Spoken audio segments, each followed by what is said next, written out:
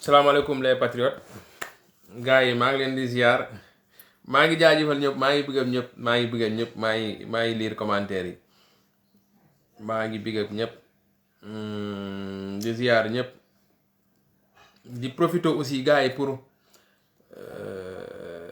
wax leen ngeen di ñaan quoi voilà souvent am na ay patriotes yoo xamante ne nii xam nga yàlla dafa def ñu daje ci réseaux sociaux yi mais on est une famille en fait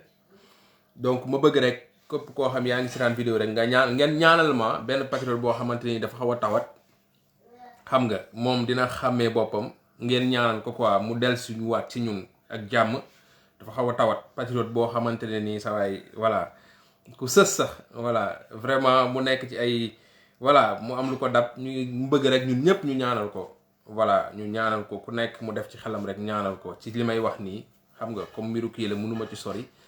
mais mu ku bokk suñu biir daal koo xamante ne nii xam nga yaram xaw na sutante donc may ñaan rek patriote yëpp vraiment ñu ñaanal ko ñun ñëpp voilà ci samay kàddu yàlla yëkkati ko ci jàmm mu dellusiwaat ci combat bi parce que dañu ko soxla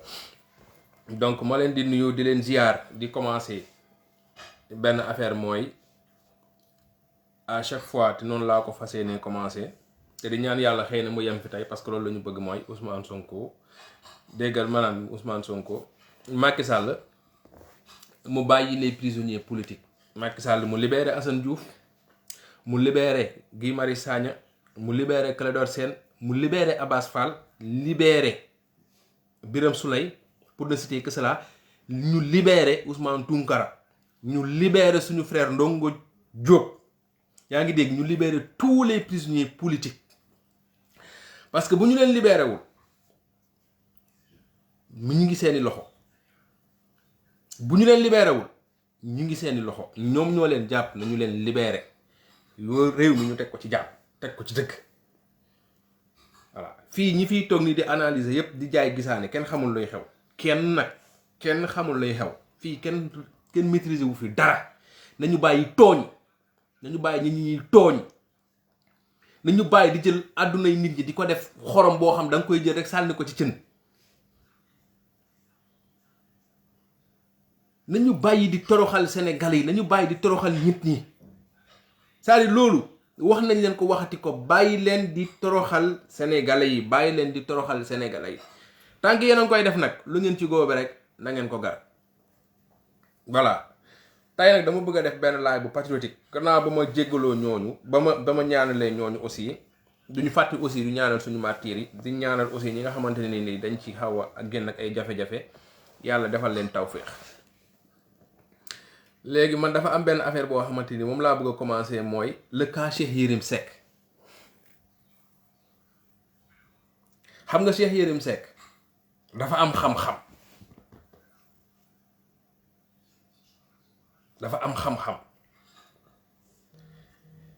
mais dafa kàccoor.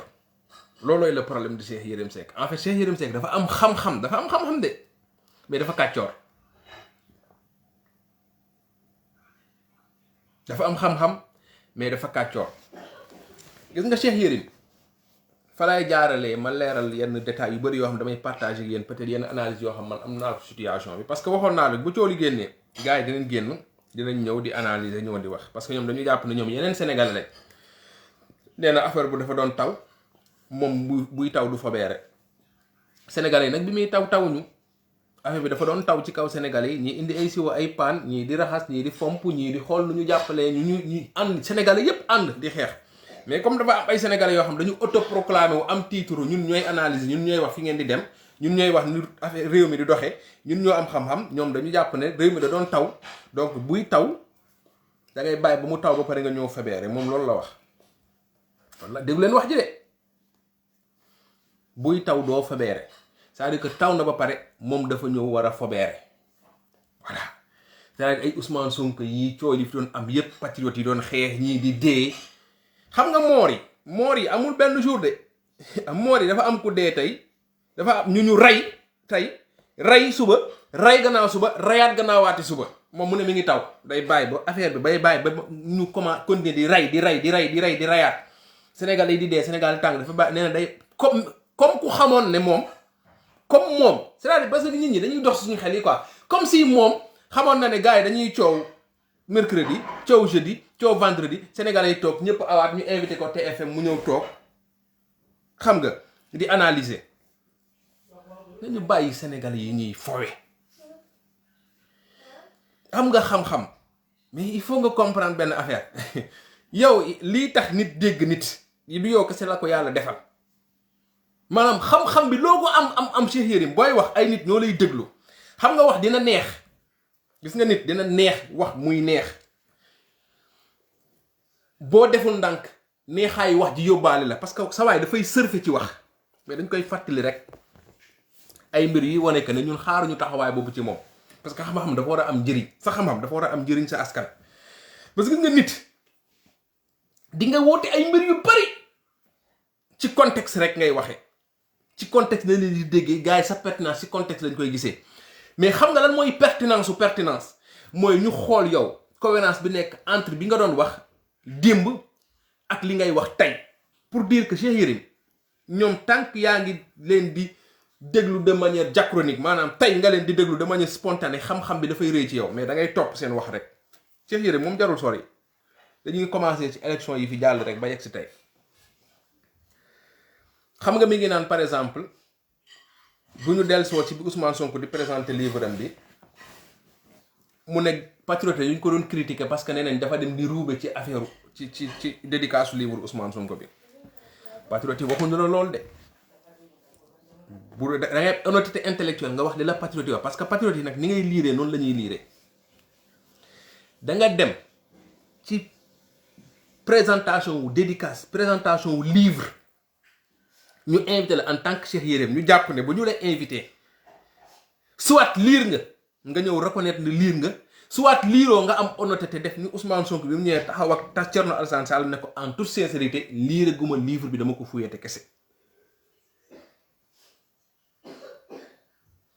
mais da nga ñëw jël livre bi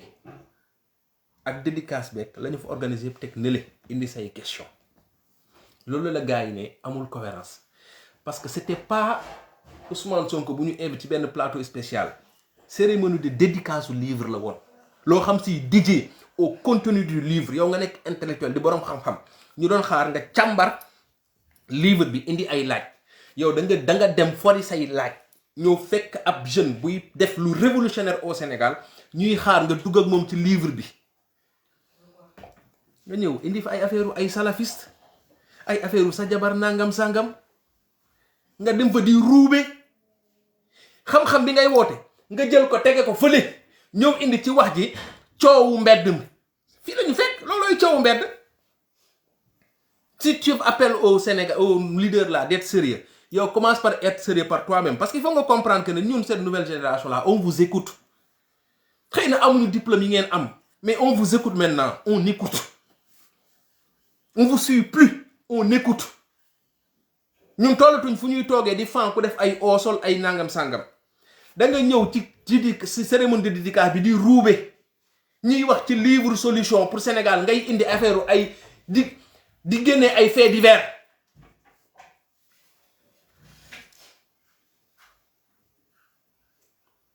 jël livre bi sànni ko ca xaj te bu ngeen seetloo moom moo ubbi affaire boobu noonu moo topp Ousmane Sonko ba ci élection yi ay affaire salafiste ay affaire sa jabar nangam affaire fooy jëlee xaalis Ousmane Sonko mën na Cheikh Yérim Seck ni mu informé au Sénégal ànd ak nguur te muy dëgg xamuñu fu Ousmane Sonko di jëlee xaalis loolu mooy ruube maanaam xam-xam bi mu ñëw nii di ñoddi nii bi ngeen seetaan keroog mu koy ñoddi di ko defar keroog indiwu ko fa loolu la ko patriote ne dañ la doon xaar ñi ko critique ñëpp ko critiqué Ousmane Sonko da ko tontu pourtant da ko tontu avec beaucoup de courtoisie loolu la ko patriote ne yow lan la yóbbu woon ci cérémonie de dédicace bi du woon mbiru livre bi mais da nga demoon pour ruube te on l'a compris te leneen li koy dëggal leneen la dugg nga ci biir émission bi ñu laaj la affaire pro Sonko nga ne doo pro Sonko doo pro Macky doo pro Sonko mais pro Macky nga te dañ ci indi ay preuve parce que yaa ngi naan Ousmane Sonko bi ma ubbee Yérim Post moom laa njëkk a invité boo invité Ousmane Sonko koy invité fii ku fi ubbi sa maison de presse lu jëm ci internet mais saa yi boo jëlul Ousmane Sonko koy jël quoi de plus normal pour Ousmane Sonko jaayal la sa média te boobu noonu Ousmane Sonko doole gi mu am ci réseaux yi ku nekk xam na ko yow nga ubbi sa Yérim Post demoo télé demoo rajo ci réseaux sociaux yi nga ko teg quoi de plus normal nga invité l'homme le plus suivi dans les réseaux sociaux ça on l'a compris donc du faveur boo ko defal parce que avant Yérim Post di génn boobu sénégalais yi réseaux sociaux yi Ousmane Sonko mi ngi ci teg tànkam quoi de plus normal nga ubbee ko loolu c'est commercial wala leneen mais du bëgg Ousmane Sonko wala dul quoi que ce soit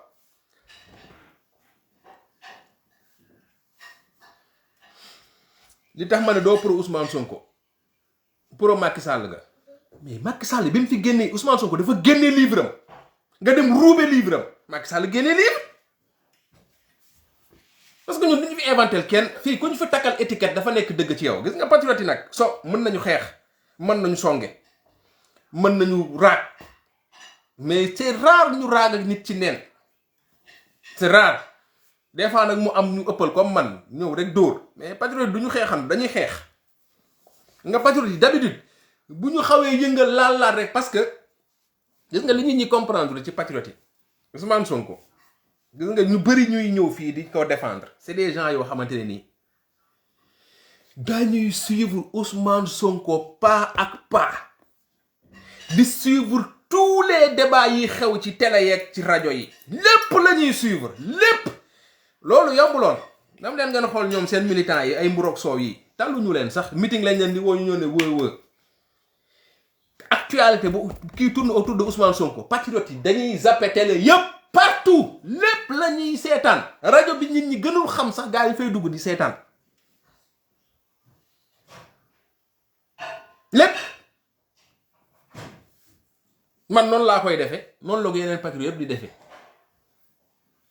fépp la ñuy seetaan lépp rajo yeeg télé yeeg yëpp la ñuy seetaan donc lépp gis nga patriotes yi ils sont assez outillés ils suivent suffisamment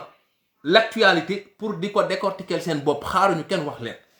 maanaam li doon am nga mën a wax dara suba nga wax lii suba nga wax lee suba nga wax leneen yow Cheikh Yérim doo pro Sonko pro Macky nga Sonko dafa génnee livre solution di wax livre baa ngi ne solution pour un Sénégal meilleur nga dem fa defoo fa laaju économie defoo fa laaj bu jëm ci livre bi da nga dem foofu di ruube Macky Sall génnee livre bi di tagg boppam waxi dof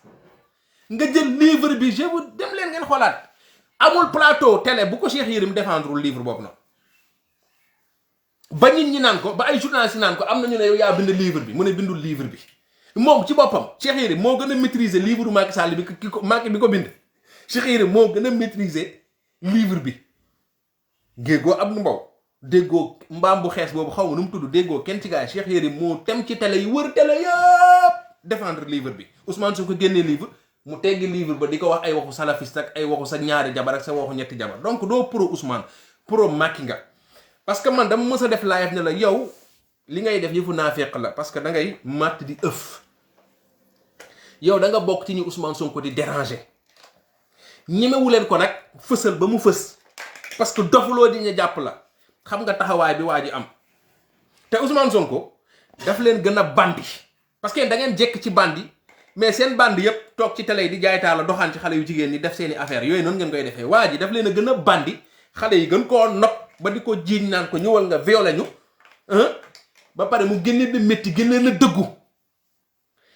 li gën a garaaw mooy faalewu leen dundu leen parce que ku jël groupe média privé mu mel ni TFM bërgal leen bañ koy négocier faalewul ay Cheikh Yérim ak ay Yérim Po c'est-à-dire loolu moom mooy le problème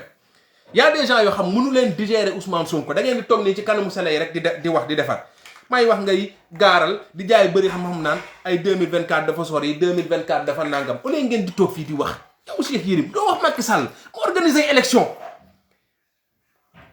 ngay woo Nelson Mandela naan pavage Macky Sall liggéey ngi fi Ousmane Sonko indil leen lu ne képp ne jondo indil leen vap mais du mun ko wax parce que da ngeen na soxor yaa ngi wut yeneen exemple di indi ay pavage ak yu kenn xamul Ousmane Sonko woon leen vap y a même pas quelques mois ne leen vap baa ngi nii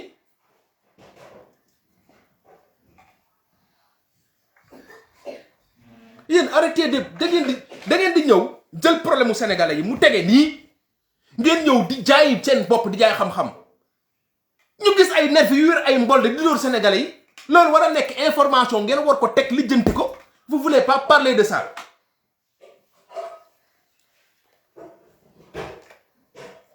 Ousmane Sonko génn yëkkati askan bi ngeen ne non problème mu sénégalais yi fii la fekk sénégalais yi di ko dund xëy na bokk na ci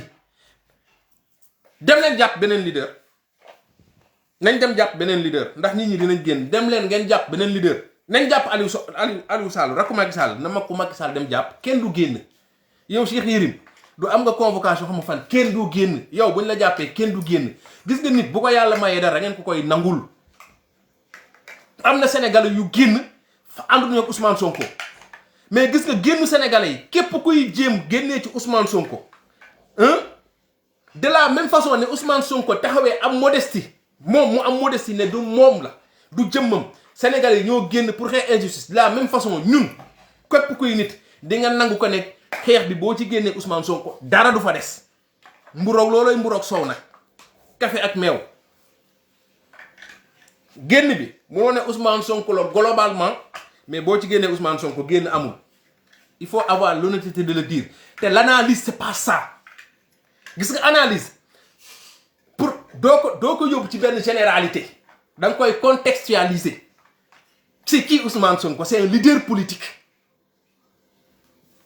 parce que boo ko jëlee nii rek ne sénégalais yi bu ñu génnee génnuñu dafa am yu xew Ousmane Sonko jàppam bi c'est benn gaz la boo xam dañ ko kos mu tàkk mais gaz boobu du n'importe quel gaz almet boobu ñu ko taalee du n'importe quel almet parce que nag almeto woon na fi te dara tàkkul gazé woon na fi te dara tàkkul loolay dëgg nag parce que nag suñu waa ji bu ngeen ko nangulee li ko yàlla may ñun ñu mën a toog fii nag waxal ko ay baax-baaxam parce que ñun la am du wax ko sénégalais yi nag pour sénégalais yi gën a xam lu tax ñun ñu ànd ak waa ji parce que la question du nekkul la question mooy lu tax maintenant bu fekkente ne Ousmane Sonko moom mooy la goutte d'eau qui a fait déverser xaw ma nangam sangam la vase mooy c'est-à-dire pourquoi mu nekk Ousmane Sonko bu fekkente ne Ousmane Sonko c'est ce truc là qui a tout fait péter c'est ce gars là xam nga jàpp Ousmane Sonko moom moo ñëw génnewaat frustration sénégalais yëpp lan moo tax mu nekk Ousmane Sonko kon au moins sax indi leen foofu analyse bi lan moo tax mu nekkoon Issa kenn yënguwul mu nekkoon diw kenn yënguwul mu nekkoon diw kenn yënguwul mu nekkoon diw kenn yënguwul mu nekk lan moo tax mu nekk moom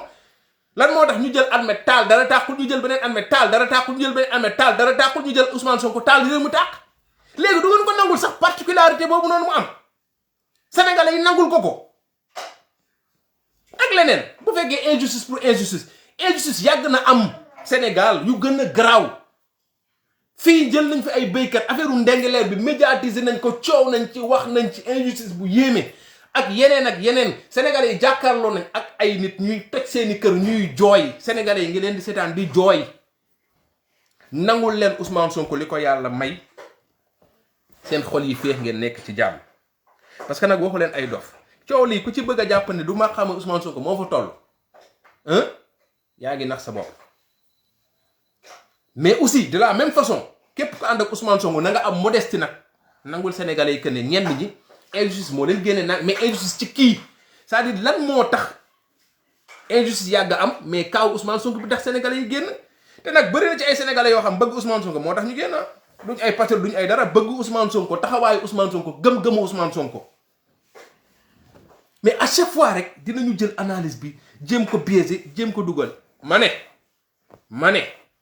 Ousmane Sonko fi mu jaar ba egsi fii ko fa mos a jaar tax nga ban te ku ko weddi jéem fa jaar yoon baa ngi noonu leer nañ parce que du ñu nangu di leen seetaan ngeen di fabriquer ci sénégalais ay détails naan 2024 dafa sori na ci kan métti na ci kan métti na ci kan Ousmane Sonko moo téye champ politique bu Sénégal bi di ko doxal bu waxee moo koy doxal bokkul moo koy doxal kantaa nag di ñu jaay fii ay mouvement yuy ñëw ay yàngam yi fii lu ñëw fekk ñu fi ay Gambien duñ ko créé de ay Américain duñ fi créé benn mouvement buy judd bu ne ñu fi nekkoon la rek tàngalaat ceeb wala ñuy door a ñëw nekk ay Sénégalais ñu xam leen fii moom dara fii mënu fi bett kenn fii moom Sénégal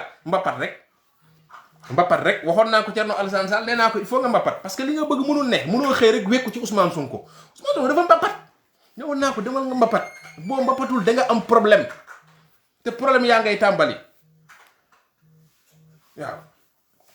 mbir Ousmane Sonko moom amul yàkkalaate problème yaa ngay tàmbali Thierno Alassane Sall demal nga mbappat mais Cheikh Yérim loolu muy wax noonu ay mouvement yi ñëw suba gannaawaati suba yooyu ñun gisuñu loolu parce que bu leen neexee ñu ne du ñu gisaane bu leen neexul bu leen neexee ñu gisaane li leer te leer mooy lii dama koy wax patriote yi ñun ñëpp ay sénégalais lañ gis nga gars yi fi ñu juddoo lañ juddu dara jommaluñu fi champ politique bii ñuy modifier nii ñaakaar ne Macky Sall moo koy modifier Macky Sall modifié fil dara Macky Sall il subit gis nga fii gars yi pay encaissé Ousmane Sonko téye yat bi di ko doxal gars yi di encaissé président day encaissé opposants yi dañuy encaissé ñëpp ay encaissé képp ko yëng analyse yi sax dañuy encaissé loolay dëgg souvent dañuy am envie wax ko quoi il faut que ñu koy wax suñu waa ji mooy ndaanaan téye mbir mi di ko doxal loolay dëgg y a même pas 4 mois ñu doon wax non chef de l'opposition waxu ana affaire c'est pour te dire que nga Sénégal ana ñu doon toog fi Idi ñëw Ndaamal Kajoor réer na ñu ñëw di analyser waaye le silence de Idi c'est un silence qui parle jusqu'à preuve du contraire c'est le chef de l'opposition il suffit benn déclaration am pour suul déclaration yëpp sa waaye di liggéey rek nangu wuñ ko reconnaître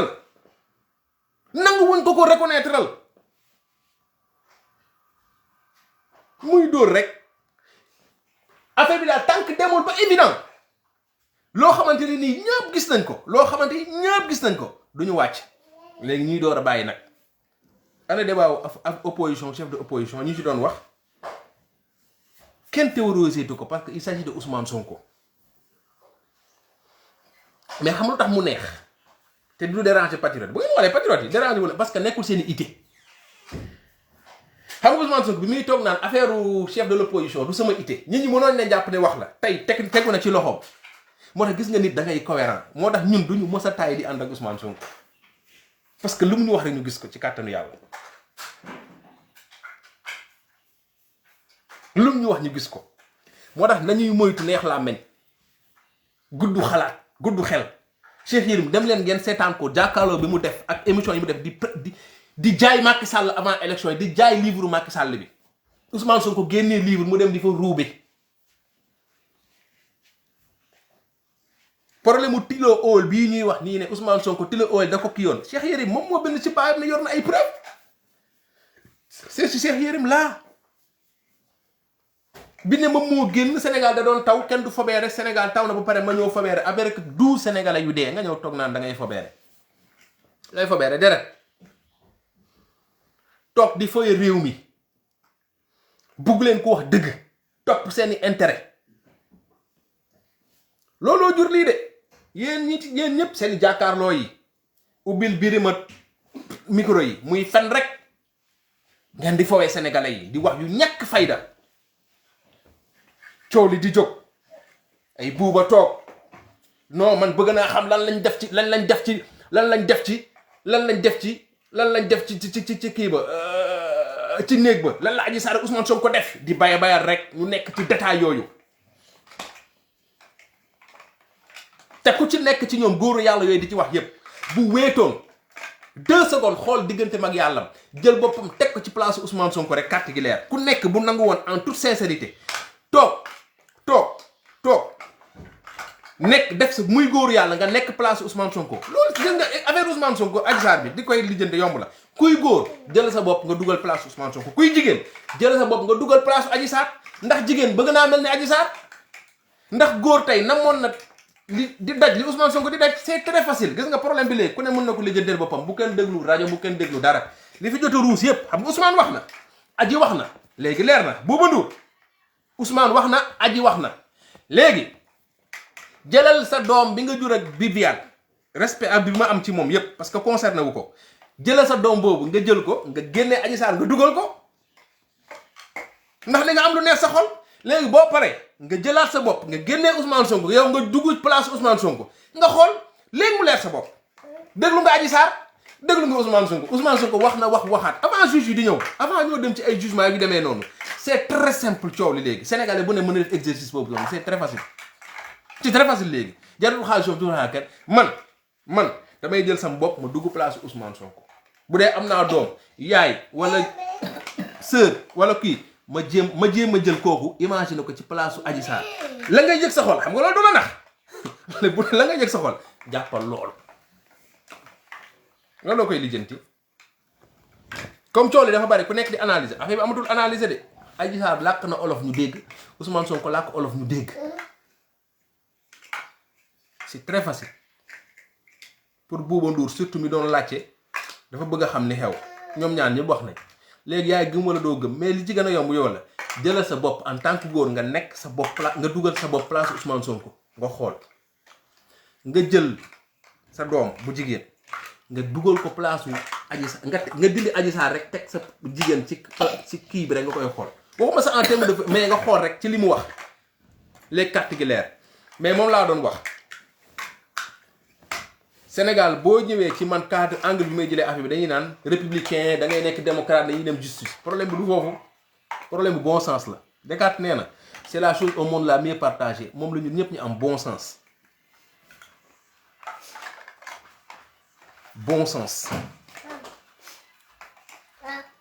pour vous dire fan la ñu toll ci Sénégal Cheikh Yérim ñëw naan ñu Nelson Mandela ba mu génnee prison nii la def nit ñi di ko fan étudiants yi ko doon seetaan di ko fan élèves yi di ko fan Nelson Mandela dafa ñëw taxaw def lii ñu koy fan ñun faawatuñ leen ci loolu bul nettali affaire Nelson Mandela barke Dembo Ndiaye Macky Sall mii lan moo tax nga dem di ko promouvoir livre yaa ngi bàkku ne yow da nga poser par principe Macky Sall ay question yu ko métti ba nga jógee ci poser question yi en tant que journaliste d'investigation mais li ñuy xaar ci yow mooy nga ñëw wax sénégalais li am nga topp affaire yi ba mu sës comme ni nga toppoon Ousmane Sonko ba mu sës rien que pour xañ ko élection mais nga topp Macky Sall ba mu sës affaire bi du ñëw poser question Babacar Fall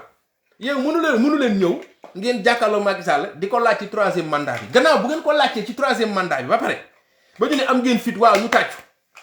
yéen seen média bi lan la liggéey pour wax sénégalais yi que ne 3e mandat suñu constitution da koy tere lan c'est que ñun foofu lañ leen di xaar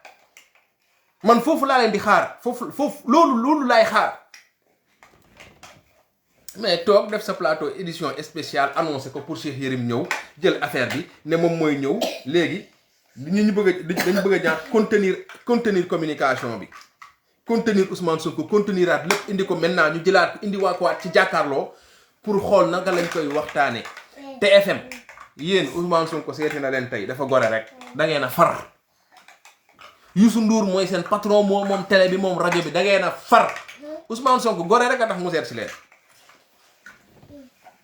gore rek te deewu leen jaxanaay sénégalais ñun duñu dañuy yokk mais duñu créer fen duy sos sénégalais bu ñu demee ba am gis-gis boobu noonu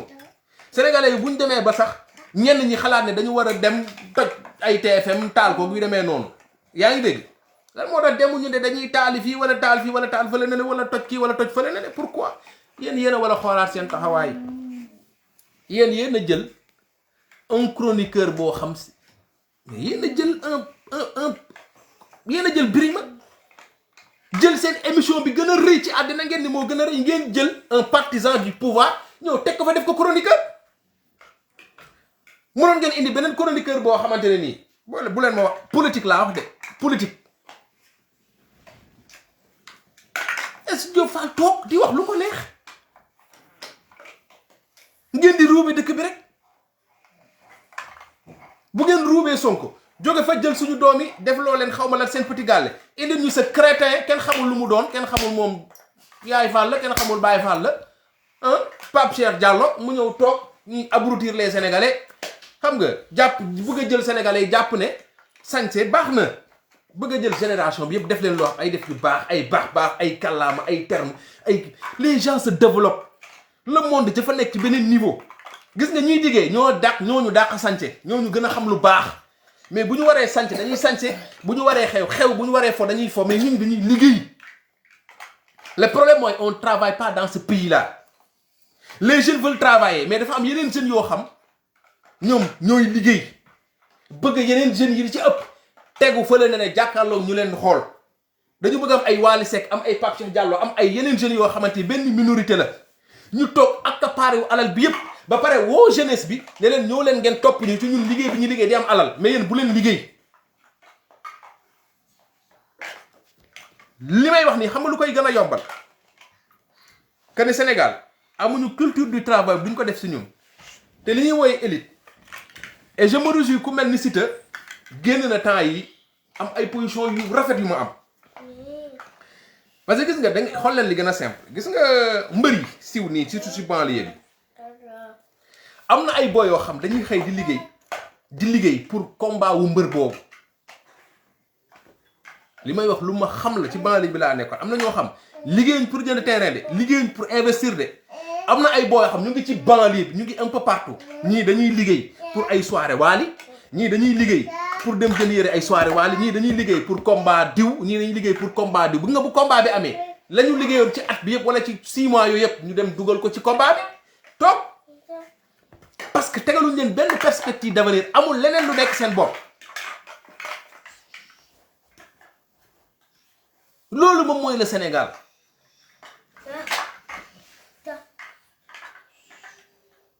parce que jeunesse bi ci loolu lañ leen di woo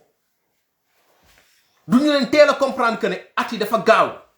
affaire bi day teel a dem da nga war a réaliser da nga war a am métier da nga war a def da nga war a def loolu état moo ci war a jiitu mais élite yi xoolal exemple yi ñuy jox xoolal oto yi gars yi di dawal xoolal alal bi gars yi am jeune bi jàkkaarloo mu nga gis mu lay am mais gisul foo ko liggéeyee alal bu arrogant la suñu la ñi nga xamante ni ñooy jëmmal jeunesse boobu noonu am alal bu yéeme ñu nekk benn cercle bëgg a nekk ñoom si seen cercle boobu ñu nekk ay DJ Boubs ay Pape Cheikh Diallo ay diw moo feeñ diw moo génn ñu nekk ñoom si seen benn ñoom ñu nekk ci benn affaire boobu noonu nga xam ñoom ñu ngi ciy nekk di ci tedd di ci am xaalis xamante kii xam nga Sénégal noonu la boo amee tur xamante ñin ñu baax ñi toog tagg nit xool leen bu ñu toogee ci télé yi sama bàjjen nii sama tantanee sama kii ñu ngi dóor sama kii bu nekk États-Unis sama kii bu nekk na le am suñu dafa am suñu jigéen ñoo xam dañoo teel dem état teel a tukki dañoo dem liggéey am alal bu bari xamuñu ñu koy def ñii dañoo jënd dañ leen jaay jënd xamuñu mënuñ ko sax sol dañoo liggéey ba yor xaalis xamuñu nuñ koy def parce que ñàkk am xaalis bi ni ñu koy def mooy tax ngay dem gars yi di baatare ñii di joxe ñii di nangam ñii di sàngam ñii def leen neex léegi ñu nekk ci dund boobu nag ñoom ñu nekk ci xeetu dund boobu noonu tëju ci bëgg a jël jeunesse bi yëpp nag ci leen ci loolu ñu ànd di dem ñoom ñu yor seen statut ñu leen di tagg yéen a baax yéen a kii bu ñëwee fii boo xëyee tey Pape Cheikh Diallo def dévia di wax ay waxu toj sa gi nga bu may critiquer nii xalal nga gis ku ñëw critiquer may leen ñu jàmm nangam sangam patati patata le monde avance dëkk yi ñu ne yéen fawu leen sax sénégalais fawu leen ñii ñoo leen dàq fa fuuf mais dañuy liggéey bu liggéey jotee dañuy liggéey bu fo jotee ñu fo moo tax ñu naan vacances moo tax ñun concept de vacances sax développé ko c'est-à-dire ñun suñu dëkk yi c'est extraordinaire li fa nekk et puis di lay métti coow li day am nii ci biir coow li ñu dajale ay mbër naan dañuy tëgg ay combat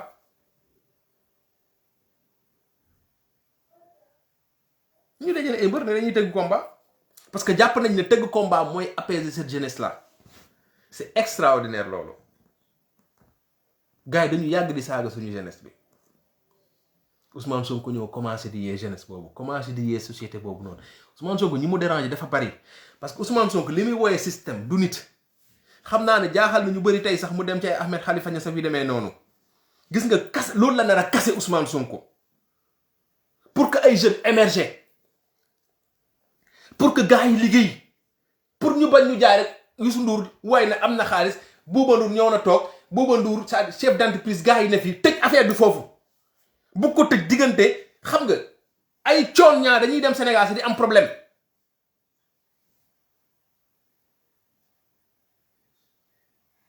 ñoom ñu tëj ko si cercle boobu noonu keneen bokk ci alors que li ñuy xaar mooy ay possibilité pour qu'il y ait plus ay milliers de Youssou Ndour ay milliers de keneen ñu gëmloo ne loolu lu mën a nekk la mais Sénégal dafa am ñoo xam dañu gis nga cercle bi ma lay wax nii Sénégal ba ci politiciens ak homme d'affaires yëpp boo ciy jëm sa dañ lay siis il faut nga am noomel bañ dugal la ci loolu moom mooy Sénégal boo doxee tuuti dugg Dakar da ngay gis ñetti Sénégal da ngay gis lu garaaw dafa am ñoo xam lii moo leen arrangé nii la war a demee le problème nag mooy li ñuy fàttee wax mooy ki jóg nii di wax ku jógee seen biir la Ousmane Sonko xëyul génn de Ousmane Sonko ba muy politique boobu il est devenu inspecteur des impôts et domaines alal fokkul moo leen gën a tedd gën leen nekk xam li ñu xam mënoon a am li ñu am mu bàyyi loolu jóg dénoncé looloo ci gën a garaaw Ousmane Sonko dafa xam ñi mu nekkal dafa xam ñi muy xeexal xam ñi mu àndal xam ñi mu ko sekkal parce que gis nga li tax mbiru Ousmane Sonko nit ñi sawaruñ ci di wax en réalité li ñuy teg nii ci kanam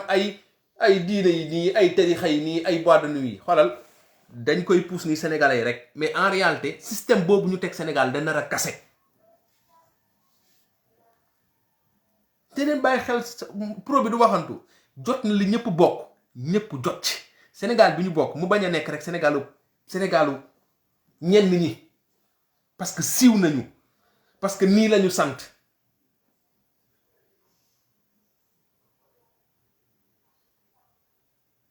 li ñëpp bokk ñëpp jot ci da ngay dem aéroport bu bees bi ñu defar nii jas nga wàcc xool aéroport bi muy mel ni panal nga génn dox dugg taxi génn tuuti rek daw 5 minutes sa yaram bi yëpp si meeku. Tu vois que de la pauvreté autour de toi. Tu vois que de la pauvreté autour de toi. Tu vois que de la pauvreté autour de toi. Que de la pauvreté en fait. moo tax il faut ñun li ñuy xeex nii xeexaluñ ko suñu bopp nga sama benn frère dafa dem Sénégal mu ne du jël taxi du jël oto day dugg Njaga Njaay quoi Njaga Njaay wala super mu dëgg super jóge booru jàmm gën di dem booru Dakar quoi jaaree ko booru Yaraax bi quoi mu ne am oto bi embouteillage xaw a am mu daw ba benn moment mi ngi ànd ak yaayam oto bi taxaw embouteillage am quoi mu nekk nii si super yi xam nga mooy alhamdulilah yi defe naa moom la ko gars yi di woowee léegi nii oto bi taxawee noonu embouteillage am moom mu sëggi rek jàkkaarloog benn gayen buy jaay café Touba gayen mi ngi def sa ay lox nii taxaw quoi gayen mi ngi taxaw fi mu taxaw teg café Touba defe naa di jaay mais yàlla dafa def bëtam yi jàkkaarloo ak gayen bi seen bët yi daje muy xool waa ji quoi muy xool waa ji di xool waa ji di xool waa ji di xool waa ji mu ne ma xam nga lan moo tax may xool waa ji fixé ko mënatuma ko bàyyi mu ne ma waa ji dama koy xool ci bët dama ko xool di gis sonn mu ne di gis nit ku en fait nit ku sonn waa ji mi ngi teg café Touba di jaay waa ji mi ngi ne def nii xool waa ji mi ngi xool mais moom mi ngi xool ci biir bëtu waa ji il ne voyait que de la tristesse du désespoir nit ku sonn nit ku amul pexe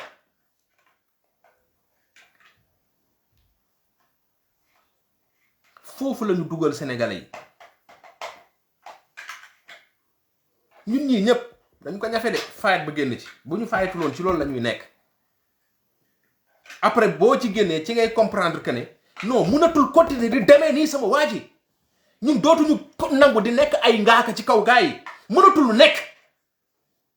on demande pas trop mënatul nekk ñun dañu yeewu ci lu bari léegi dañu comprendre yu bari mënatul nekk yàlla mooy joxe wërsëg ñi nga xam am nañu wërsëg si ñoom dañ leen ko yéene amul problème mais mënatul nekk tey benn Aliou Sall xëy yor ay milliards mënatul nekk ñu toog jël suñu alal jox ko Abdou Mbow mu toog ñëw jàkkaarloog sénégalais yi di wax ak arrogance di fen ñuy ay moromu jeune am bokk benn génération xëy na ñun li ñu def pour Macky Sall falu sax moom sonn ko ci te li may nii lu ma xam la ñu toog di ñu c'est-à-dire loolu lañ dul nangooti Sénégal boobu mënatul nekk ñun loolu rek la ñuy xeex Sonko bu ñu nekkee président xarit mais loolu la ñuy xeex mënatul nekk rek Sénégal boo xam homme politique la ak géwél yi leen di tagg ay quelques communicateurs traditionnels mbër yi xam nga ay quelques musiciens ay animateurs loolu mooy Sénégal quoi ay quelques hommes d'affaires yu toog fële ñoom ñu def benn groupe di daje ci xew yi di tuddante ay doom nekk seen biir créer seen bopp créer benn Sénégal biir Sénégal di bare di ko dundee suñu alal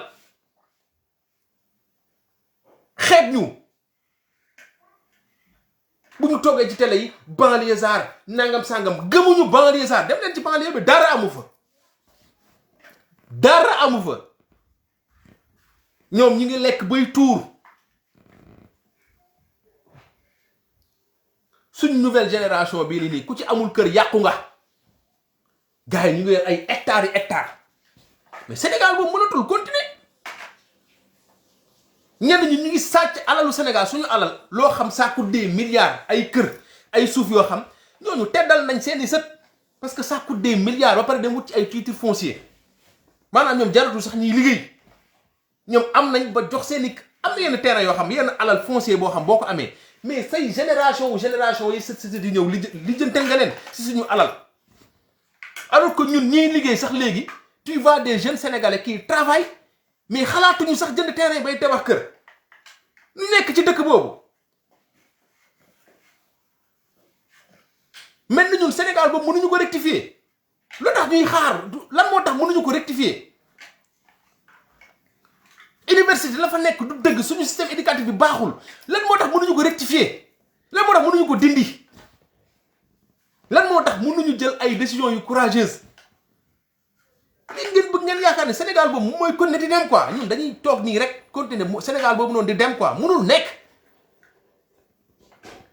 Ousmane Sonko loolu la ko nit ñi toppee en réalité du rafetaayam du xam-xam du dara il a un discours qui nous parle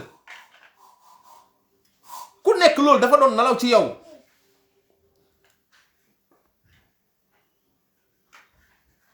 ay baadoola yoo xam ay baadoola ñooñu c'est-à-dire ñun suñu élite bi ay baadoola lañ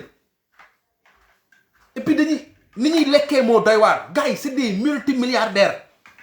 après on nous dit que ce pays-là est pauvre ngay xool Sénégalais yi ni ñu sonnee quoi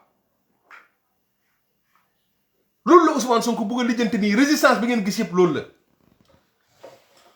ku ne xam na ne Ousmane Sonko nitu dëgg la ku ne xam na ne Ousmane Sonko ku am diine la ku jub la ku am fulla ku am fayda ku am xam-xam ku xam fi mu jëm la ku ñeme li muy def la loolu kenn warantewu ko mais nit ñi si seeni intérêt la ñu ngay man dama dégg sam benn gain bu nekk APR xam nga envoyé message naan ma waaye waxoon naa la ko Adji Sarr bi mu génnee ba pare mu naan ma waxoon naa la ko seen waa ji waxu leen dëgg ma ne xam nga kii en réalité gisatul bi mu ko liiree dama ne man xàmmeetuma sama waa ji kii xàmmeetuma ko parce que ba ma koy xam yii mënul ne mënul gëm li nit ku ànd ak xelam mënul seetaan Adji Sarr ak loo bañ Ousmane Sonko nga noppi sax mais bi muy jël teesu li mu déglu ci Adji Sarr ne ma waxoon naa la ko seen waa ji nangam man ci laat ne non mais attends dafa yéeme et puis da ngeen xamul benn affaire de gars yi gis nga nekk ci nguuru Sénégal dafa neex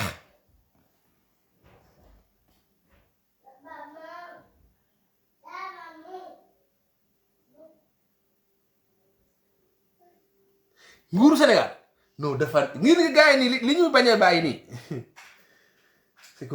Sénégal ni ñuy gérer nguur moo garaaw Sénégal waxuma la nga jege Macky Sall de mais boo jegee DG rek sa àdduna day changer saa gi loolu moom moo yéeme ci Sénégal gis nga gars yi li ñu mooy nii c'est que nekk nguuru Sénégal non dafa neex da ngay nguuru gars yi dañuy soppeeku souvent du ay conviction de am dund boo xam dafa ñoŋ ba pare parce que Sénégal boo demee ba nekk kilifa ci politique Sénégalais yi ci boppam ni ñu lay wëree comportement bi ñuy am ak yow des fois sax boo amul xel moo lay yóbbu nga am nooy comporté woo loolu dootoo ko bëgg a ñàkk parce que boo ko ñàkkee doo doon dara la preuve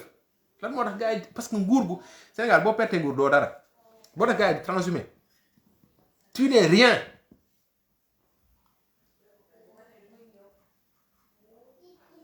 boo nekkee ci nguur tu es tout boo pertee nguur tu es rien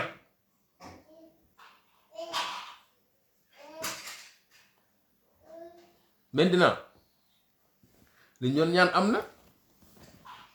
léegi maintenant tout le Sénégal a compris que maintenant tu peux suivre un leader te yorul alal tu peux suivre un leader te joxu la dara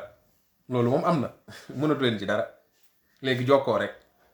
léegi Sénégal xam nañ ne léegi comme Cheikh Yérim yaa ngi ne mouvement yi ñëw kon patriote yi ci xaw a tiinii léegi loolu jeex na Sénégal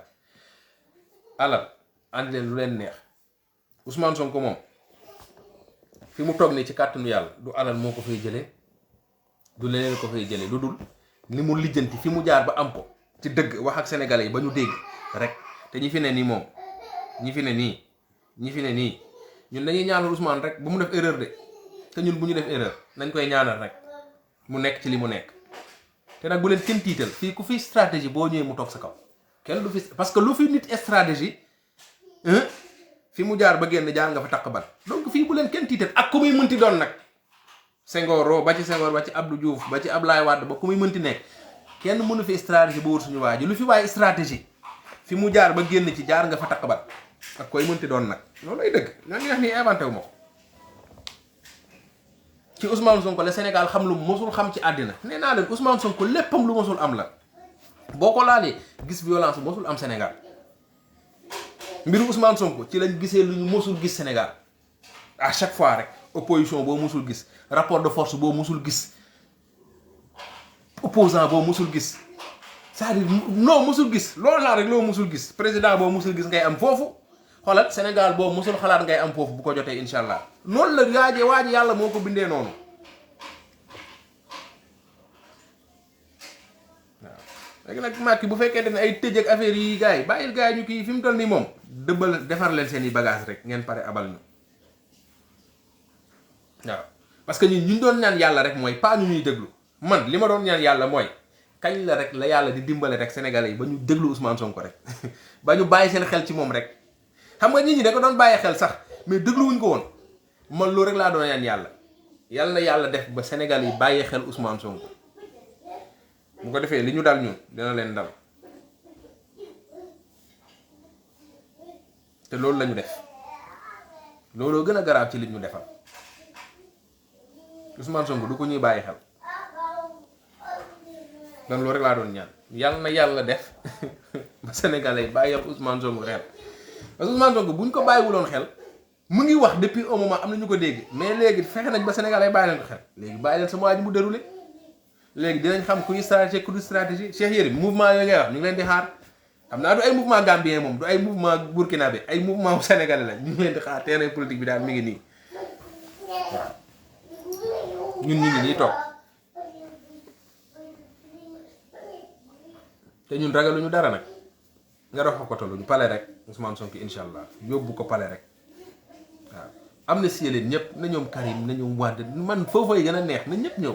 ñëw leen ñëpp parce que ñun loolu lañ doon xeer Khalifa Sall dañ ko war a delloo ay droit am bu waree bokk day bokk bu waree ànd ak Ousmane mu ànd ak Ousmane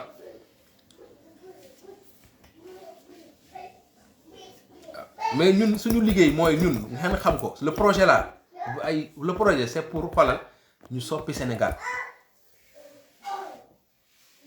te bu yeboo ngeen noppalu leneen luñ fiy mënti fabriquer nag ay Macky Sall nii c'est un homme si son discours son nangam Macky Sall reste Macky Sall c'est le plus mauvais président que Sénégal ma sa xam ki ci gën a soxor ki ci gën a bon ki ci gën a cuune Macky Sall kenn mënu du ko fi defar Sénégal Macky na defar ay dëbësam rek abal ñu ci jàmm nag comme pro bi nee na jàmm il a tout compris gérer leen seeni 3 ans ngeen defal ñu élection municipale ñu récupérer mairie yi ngeen defal ñu élection législative ñu dugal Guy Marius Sagna assemblée force man misaal boobu laay joxe def leen élection législative Guy Marius Sagna ñu def ko député force ay ñu met la fii seen xol yi di bon Guy Marius Sagna ñu jël ko def ko député force mu nekk député du peuple xam ngeen Sénégal bu ngeen créé moo tax du ngeen dem élection parce que bu ngeen demee élection ñu jël Guy Marius Sagna def ko député force doole mbaam kenn mënu ci tous lu yàlla def leen élection législative Guy Marius Sagna dégg son honorable député kenn mënu ci dara ñun ñoo koy fal ak Guy Marius Sagna ak ñi mel ni moom waxuma ñëpp nag loolu foofu la Sénégal toll loolu ku ko bëgg a gis ko ku ko bëggul gis demal ay dàmbooj sax tey bu bëggee nekk député Sénégal moom day soppeeku mais ñëw fii kërëb ay Abdou Mbow ay kii xaw ma paa yu xobadaas yooyu ñu toog di ñu sonal yooyu jeex na gis nga Ousmane Sonko il avait dit que nous sommes le changement comprendre gu leen déggu leen nañ dem rek def leen élection locale bu ngeen pare ngeen def élection législative bu ngeen xefee groupe parlementaire te du ngeen ko am te di ngeen gis ay député yu garaaw Macky doon def Macky parce que les gens ont compris xam naa ku mel ni Ousmane Sy Tounkara dafa yàkkamti rek moom ndeysaan xam nga moom dafa teel a honnête quoi et ndeysaan yàlla xam na ne li mu daj rek la Ousmane Sonko daj dama dajeeg sam benn xarit mu ne ma Ousmane Sonko taxaw élection député yi dama ko romb Colobane mu ne ma jour bu laa koy njëkk a gis mu ne ma dama ko romb Colobane mu ngi taxaw di wax mu ne ma waa ji mu ngi ñuul ñaaw mu ngi sonn ñàkk kii yëpp xoolal mu ne ma dàll yaa ngi pënd mu toog fa di wax di expliquer gars yi foofu commerçant yi di expliquer ma ne ko kon mbapat na de dafa mbapat de gis nga mais ba mu mbapatee ñu jox ko plus fort res mu xeex continue di dem Tounkara yàlla da ko écarté parce que xamoon na ne naa feex la gëmul tus gëmul Sénégalais yi da doon fen da doon sóob mais dafa yàkkamti rek waaw Ousmane Sy Tounkara bu 2S nag laa wax mais Sénégal soppeeku na de nga soppeeku soppeeku yi nu ñuy gën a demee ñu koy gis xam nga dañ fi doon toog ne Ousmane Sonko force reste à la loi l'état est fort ils vont cueillir Ousmane Sonko ils vont le traîner ci ils vont le nangam dara du xew ay Maïmouna Ndour Faye di cokkaas moom yéen fa ngeen ko teg jàpp nañ diw def nii jàpp kee diw ne di ruube di teg ay xel di def ay affaire ñu naan leen bàyyi leen ñu puus gis nañ dëgg Sénégal soppeeku na de ñoom yeewooguñu sax def leen élection législative rek ngeen xool ndax Guy Marius Sagna du nekk député ñoo xefee sa Dame Mbodj nekk député bu ngeen defoon élection législative ay Khadija Mahécor sax dañ leen di député force Khadija Mahécor ak yi voilà gaynde yëpp waxuma sa waa Pastef gaynde yi nekk Sénégal yëpp ñi nga xamante ne nii c'est-à-dire ñu dugal leen munuñ ci dara Sénégal booboo fi nekk tey dem leen ngeen indi alal bu leen neex ngeen xëpp ko ci réew mi dugal ko fu leen neex Sénégal changé na nous sommes le changement Sénégal soppeeku na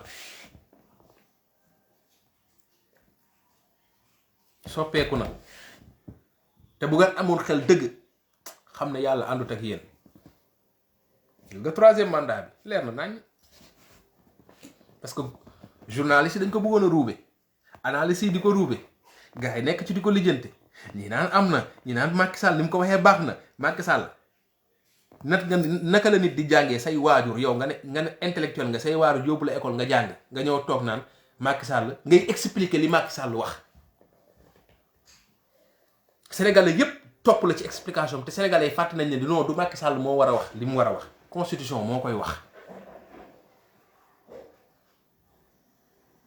xam nga loolu mooy Sénégal bu ëlbatiku de la même façon tey de ces mêmes gens là ñëw naan non l'affaire ne se réglera pas dans le truc Ousmane Sonko na dem procès c'est les mêmes gens ñoom ñoo ñëwoon di analyser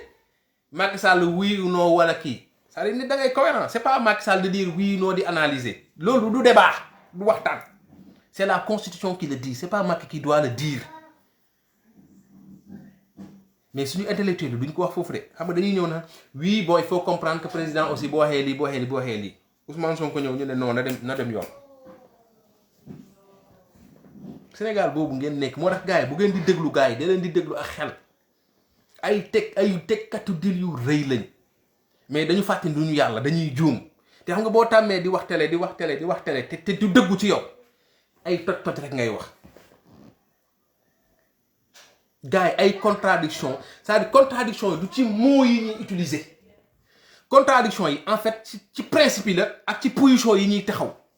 nga def comparaison bu ndaw rek def déduction ci ngay gis que ne gars yi dañuy fooye quoi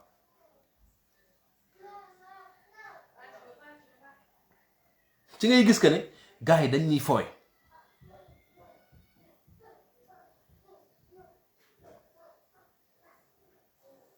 mais xel yi tàkk na te nag réew mi moom mooy li may patriote rek suñu priorité instant bi du ñu parce que ñoom instant yi bu ñu doon woo pour man ci xeex sax te le président Ousmane Sonko laa compris ñun du ñu ñëw ak ñoom ci xeex xam nañ ne nag deuxième vague moom bu ñëw dafa bàyyi kenn mais ñoom ñoo soxla dam ñun warul leen gëstu moo tax may ñaan patriote yi foofu laay terminer nit boo ko jiitoo doo ko gëstu gis nga ci ñuy woo nii dinañ demaat ci plateau télé yi pour indiwaat pour dabu lañ bëgg a def Yaxam Mbaye déglu leen ko bett ngeen ñu dootoo lu ñu bett yooyu la ñu bëgg a kii ñun duma nañ leen nit ki doo ko duma affaire bi du aller retour de affaire bi benn match la arrêt la da ngeen ñëw ñu ne leen peu Ousmane Sonko dafa woon avant dernier wala avant dernier bi combat bu jeex na de ñu ne yéen 2024 bu leen fi taal réew mi bu leen ñu indil problème bàyyi leen prisonniers yi affaire bi tranquille ñu dem ak yéen 2024 kii bi mortal combat bi jeex na waxoon na ko jeex na mortal combat ga fu ngeen nekkoon bañ leen di bett mortal combat la ñëw kii ñu duma leen ngeen daw bàyyi ba coow li ngeen génn naan ñëw leen ñu xeex ñun amuñu temps boobu de ñun pare nañ ñu wàccee nañ suñuy gants ñun xam fuñ ne jooy suñuy moor julli leen jébbal leen yàlla ñaanal leen jàppale suñuy blessé ñaanal leen yaa ngi dégg jublu ci li ñu Sénégalais yi di xaar parce que prisonniers yi diggéen leen bàyyi prisonniers yi liggéente leen ko sëñ Muntaxa waaw parce que nag sëñ Muntaxa moo njaboote ñëpp ña nekk ci prison ba yéen yëpp moo leen njaboote lijjanti leen ko ak moom waaw parce que la mu waroon def ak ñun def na ko ak ñun ñu wormal ko jox ko cër bu mat sëkk li des yéen fi mu toll nii combat bi ngeen am yéen ak suñu kilifa diine yi la parce que wax nañ ni ñun ñu bàyyi yéen des leen ak ñoom ñun Pastef déedéet ñun Pastef nag léegi nañu def li Ousmane Sonko di def mooy jublu ci liggéey bi te bañ di fàtte ne ci politique la ñu nekk kenn bañ ñu bett Ousmane Sonko ci politique rek la nekk di def fi mu toll nii ma damay ñaan patriote bu leen teel a dugg ci jugement ay lu tax mu dem ci Ahmed Khalifa nga gisoon na ko gisu ko Ousmane Sonko dafa xam ñi muy xeexal di laal fii mitti gars yi affaire bi il faut que ñuy wàcc di bàyyi xel ci lu bari man kenn gënuma radical dama radical ba sës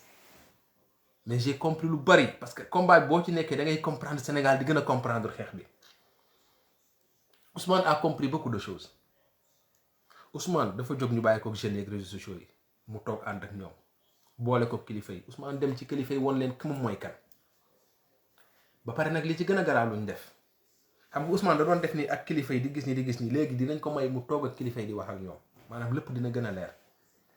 ñu jël Ousmane nëbbu ko askanu Sénégal yàlla jël Ousmane ak askanu Sénégal def leen nii jaarale ko ci Adji Sarr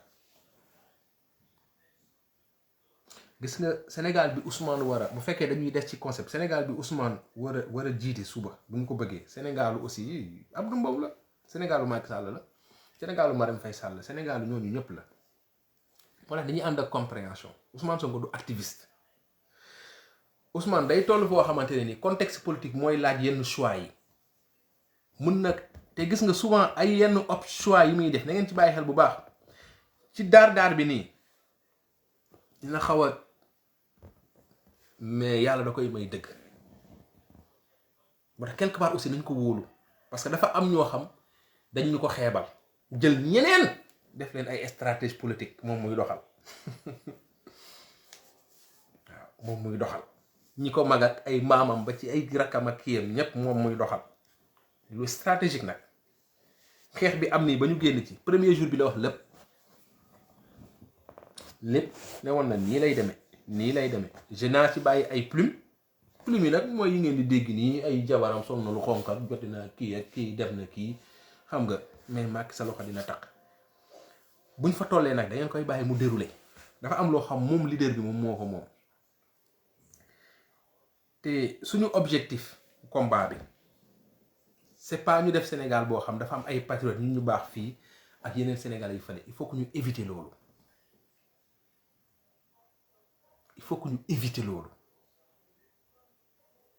te loolu aussi dama ciy laaxaale yenn activistes yu bëri il faut que ñu éviter loolu ak yenn patriotes yu bëri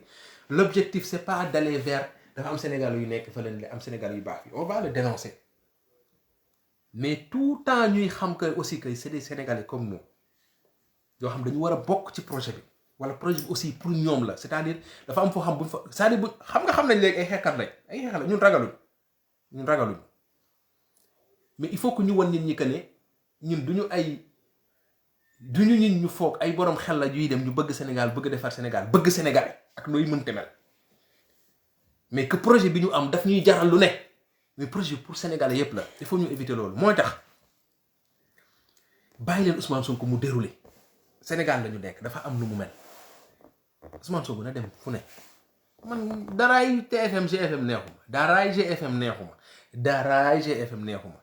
mais Ousmane Sonko bu waree dem dafa dem moom c'est un leader du man du yow c'est un leader bu war a nekk président bu Sénégal parce que dafa am lu ñuy jooy ci Macky Sall mu nekk un président wu APR wala président wu fii Ousmane Sonko dafa war a nekk président bu Sénégal tey Ousmane Sonko dafa war a dalal xel yi kenn du naatable fitam kenn du naatable que ne xeex bu jotee day wàcc xeex kenn du naatable que ne boo ko woyee ci violence sës bi mu violence ak yow mais dafa am yeneen yoo xam dañ ko war a xam ci Ousmane Sonko dalam teeyam tolérance am ubbeekoom esprit de dépassement loolu moom mooy un leader esprit de dépassement jóg taxaw ci kaw génn opposition bi yëpp wër leen ngeen leen opposition bi yéen ak man nañu respecté sénégalais yi man sama bopp ñun au Sénégal ñun mérito wuñu sénégalais yi dafa am dimension yoo xam Ousmane Sonko dafa ne ci moom il est temps que aussi ñu génnee ko parce que on nous a vendu ay hommes d'état parce que dafa nëbb ay sàcc on nous a vendu lu ne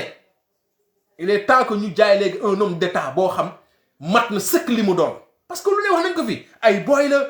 amul expérience amul nangam booy bi de moo jommal Sénégal jommal àdduna bi yëpp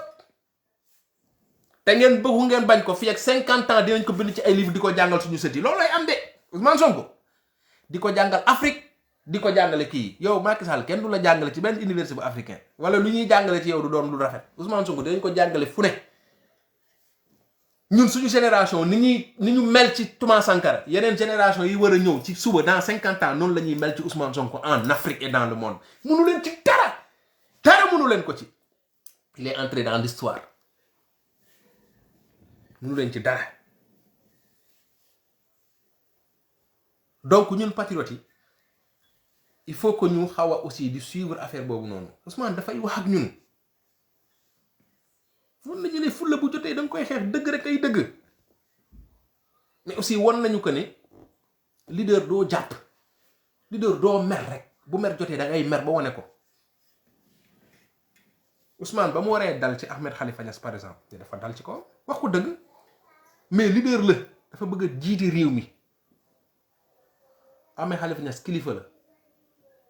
am comportement bu mu am xam nga Ousmane dafa benn wax bu am solo parce que dañ ci bàyyi xel dem na ba ne même Macky Sall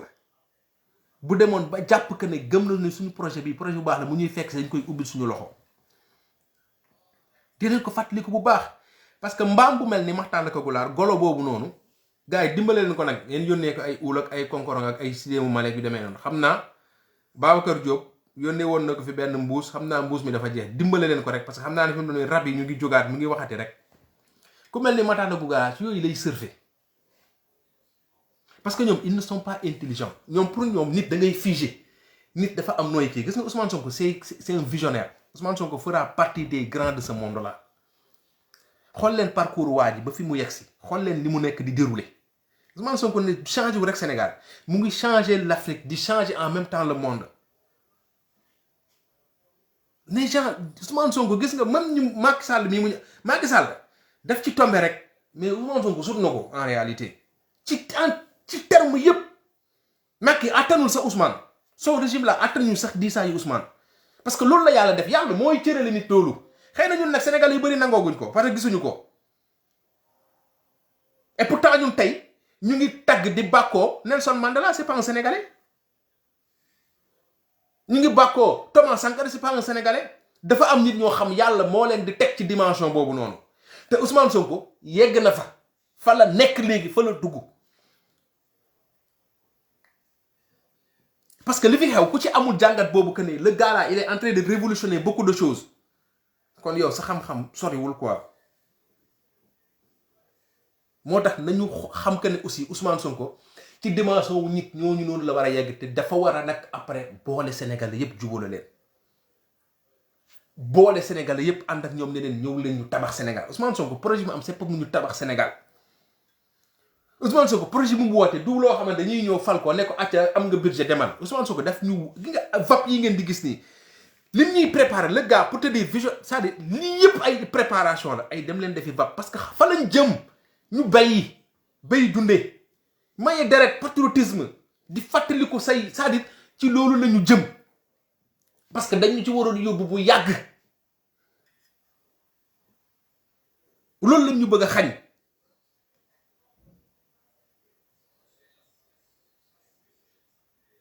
man je ne dis pas parce que je n'ai rien de politique mais ce gars-là c'est la trempe des grands leaders de ce monde-là te loolu incha allah Macky bëgg ko ñoom ñii APR yi mënuñ ci dara dépassé na leen je vous jure Ousmane Sonko à l'oujoual c'est les grands de ce monde-là qui discutent qui parlent de lui parce que nag histoire dafa am lu mu ñu jàngal waa ji dafa commencé am jaar-jaar te commencé na jéggi Sénégal te je sais que suba am na ñu nekk tey APR di ko xeex suba xëy na seen fierté lay doon. Quand tu écoutes le discours panafricain de Ousmane Sonko ngay sénégalais di africain sa yaram mënul ñàkk a daw c'est pas possible bu dawul tey sax dina daw suba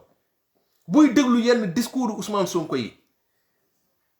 non mais saa yi da ngay naan mais le gars là est-ce que ñun xam nañ sax ñun li ñu yàlla cërale. moo tax képp kuy patriote gën a la sant yàlla gën a jàpp ci combat bi te xam ne fi nga ko téye foofu la te ñu dem récupérer ji suñu mbokk sénégalais yépp ñu bàyyi Ousmane Sonko mu réconcilier les sénégalais jubóog ñi mu war a jubóol dem waxtaan ak ñoom ne leen man jàmm moo ma yëkkati ku ma woo nag ci mbiru fitna mbiru saay-saay ma jëflante ak ñoom système bi man du ma leen bàyyi ñu def ni ñu def Cheikh Anta Diop wan na leen ko. par contre man jàmm laay dox ak kilifa diine yi jàmm laay dox ak sénégalais yépp na seeti ñëpp wax ak ñëpp après ku nekk jël ay responsabilités parce que Ousmane Sonko aussi il est en train de mettre tout le monde face à sa responsabilité dem wax ak ñëpp wax ak ñoom wax leen lii dëgg nëbbatuwul deful dara bu gaa yi xalaat ne Ousmane Sonko lu muy dem di négocier la Ousmane Sonko lim ñu doon wax ñun ñu koy dégg ay at loolu la wax GFM loolu la Ahmed Khalifa loolu la wax Malick Gakou loolu la wax kenn ñoo leen ñu defar réew mi lim leen waxoon 2019 ñii ànd ak moom ñii bañ a ànd ak moom loolu la leen wax tey ñëw leen ñu ànd defar réew mi def ko ci fulla fayda jàppale sénégalais yi liggéey amul leneen beneen discours bu mu leen di wax amul dig ay poste amul ni mu ko waxee noonu la waxee du lenn lu ci ne waxtaan la pour ñu ànd bokk defar réew mi waaw. gars yi foofu laa yemale live bi du ma tëj encore une fois te lancé ma un appel à Macky Sall bàyyil gars yi ñu dem ñibbi seen kër yi ngeen dem liggéey seen 3 ans yi defar Sénégal ngeen defar Sénégal après ngeen abal ñu jox ñu ñun ñu doxal nañu libéré Ousmane Sy Tounkara dafa am njaboot. affaire bi fii ci àdduna la yem te nguur moom toog Sénégal ba faw moom mënul nekk bàyyi leen ñoom Guy Marius Sagna bàyyi leen Sénégalais yi ngeen di toroxal encore une fois bàyyi leen Sénégalais yi ngeen di toroxal nit di nga laalaake laal loo warul laal amul sëriñ bu leen di wax lii amul boxaama amul maamun fi yàlla moo fi ne de yàlla moo fi ne ay suul leen lii def leen lii ngeen di fëgg seen dana yaakaar ku ci nekk li ngay def yaa ngi koy def di nga dee ñu teg la ni ñu tegee Thione Seck na ko yàlla yërëm ni ñu tegee ñi fi jóge ñëpp ni ñu fi tegee woon Ousmane Tanor Dieng ni ñu fi tegee woon Léopold Sédar Senghor ku ci nekk danañ la tegee noonu nga jóge fi mu am ñu fi des donc delloolu la si leen seen xel quoi xam naa li may wax dinaa ne booy bi dafa nayeef ñoom kii ay affaire àdduna ñoom saa gis nga fii dara yéemewu fi waaw Ousmane Sonko il va être plus intelligent que vous parce que fi ngeen ko doon xaar du fa feeñ Ousmane Sonko dina dem jubóog sénégalais yépp waaw dina dem jubóog sénégalais yépp jubóog africain yépp jubóog ñi ci àdduna bi ñi mu war a jubóol ñépp ñi mu war a waxtaanal yépp mu dem waxtaan ak ñoom loolu la leen bëgg a woon que ne yéen fi ngeen ko bëgg a tëj ay rebelle bi ay joolaa bi ay ibaadu bi ay nangam sàngam yooyu yépp taxawul.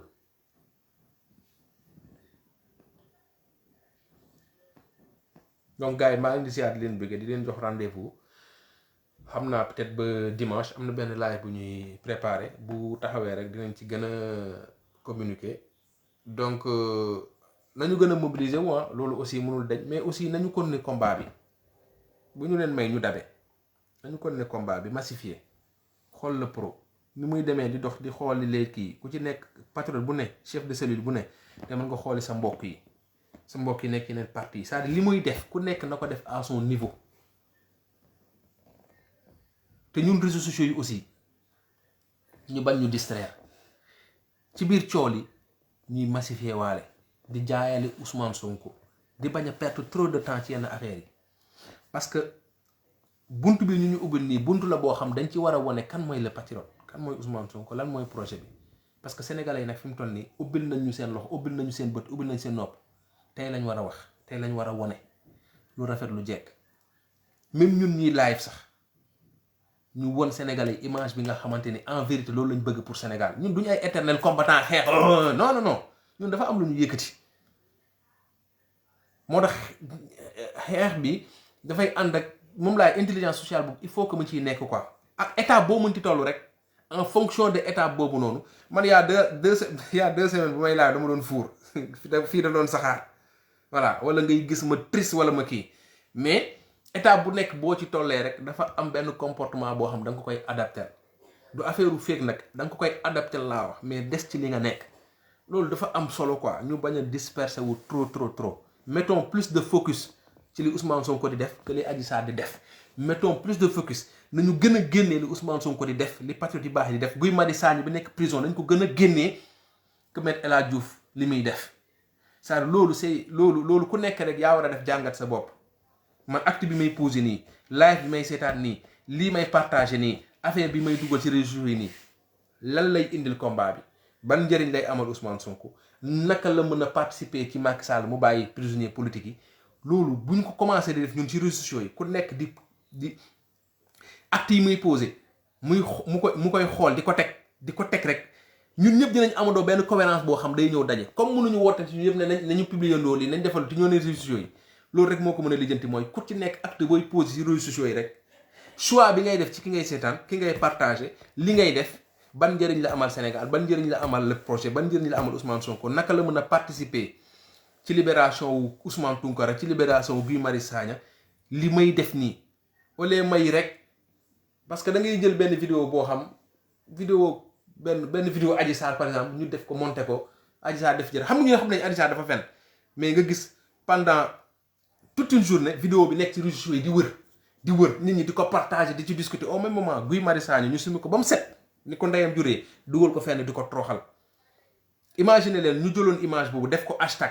libéré Guy Marius Sagna jël même effort bi wala plus ñu partager ko un peu partout man loolu foofu rek laay waxee que ne nañu ñëw ci yooyu noonu quoi du ñàkk nag ñu mbalak yooyu dafay baax ci réseaux sociaux yi des fois ñu tooñ des fois ñu def comédie des fois nga génne benn affaire Maître El Hadji Diouf Babacar Diop ñëw kii des fois nga dem ci maxu poobar mu def ay toj nga génnee ko yooyu mënul ñàkk parce que dañu war di xam nga xol yi war nay féex quoi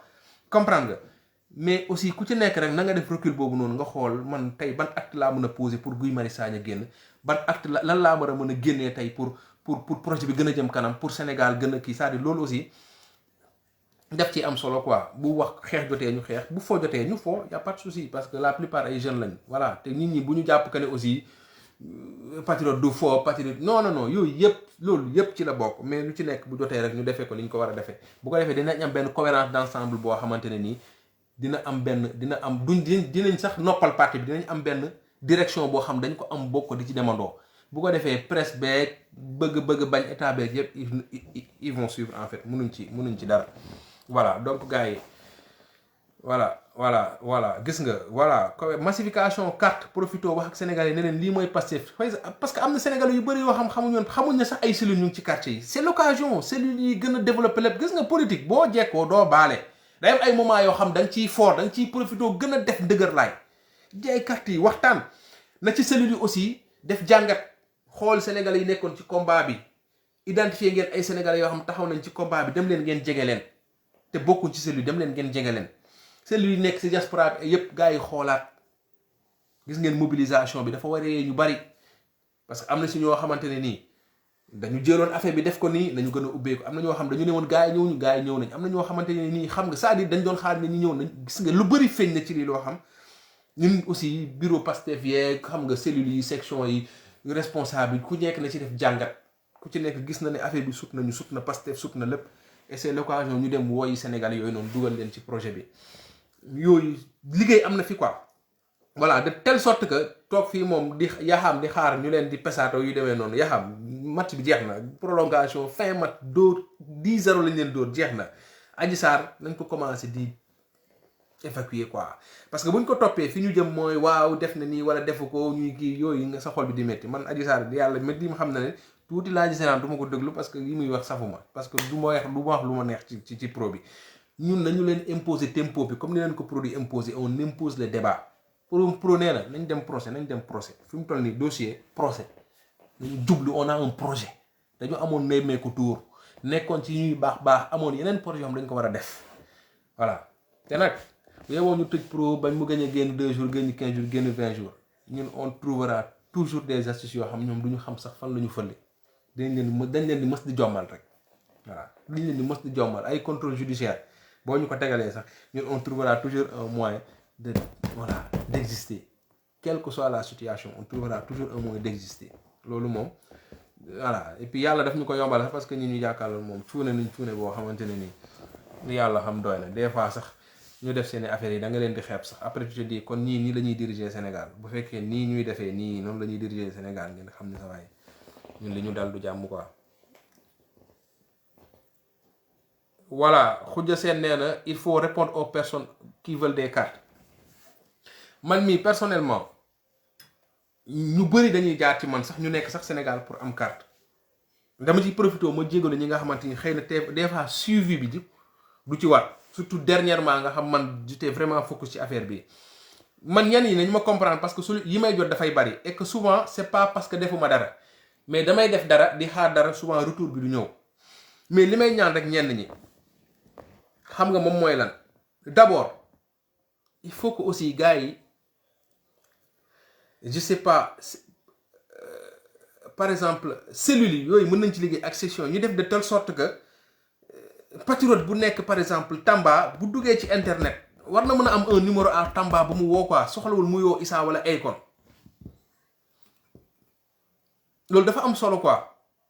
parce que yaa li ma xam ci ay nit yuy wër carte de membre Pastef man daf ma vous pouvez même pas imaginer man fàtte li ma jot ci sollicitation ñuy wut carte dama ko doon suivre li ma jot ci sollicitation ñuy wut carte vous pouvez même pas imaginer mais xam nga des fois da ngay toog ci diaspora bi di lijjanti nit carte Touba di lijjanti carte Dakar da ngay toog fi nit di wooyee la Dakar di lijjanti di wut carte de membre loolu nag dama ciy interpeller quand même parti bi xaw ma nag nu ñuy organiser woo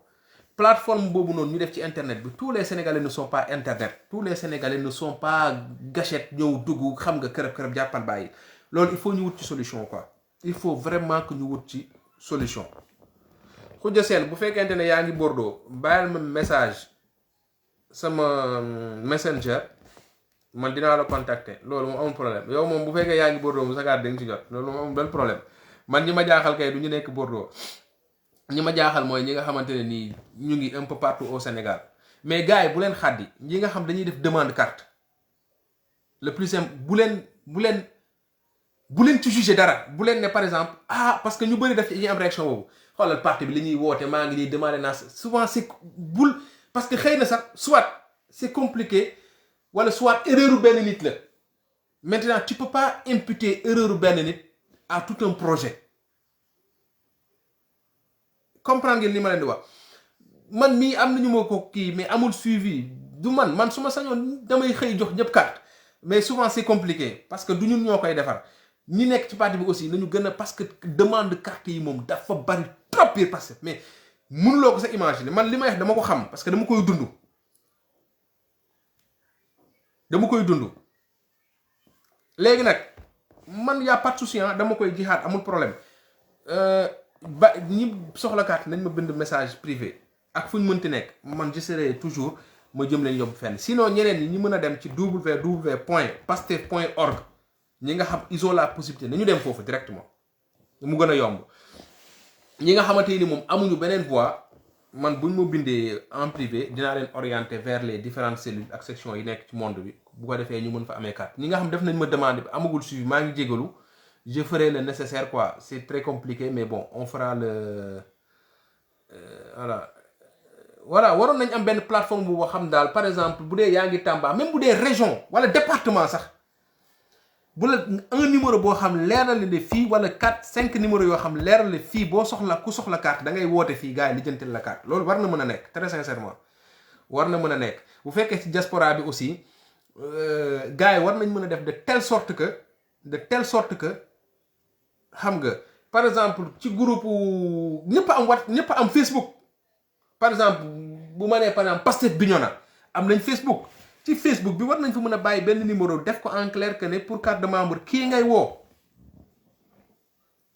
comprendre nga Pastef Allemagne noonu Pastef je sais pas Milan noonu dina gën a yombal lu bari quoi.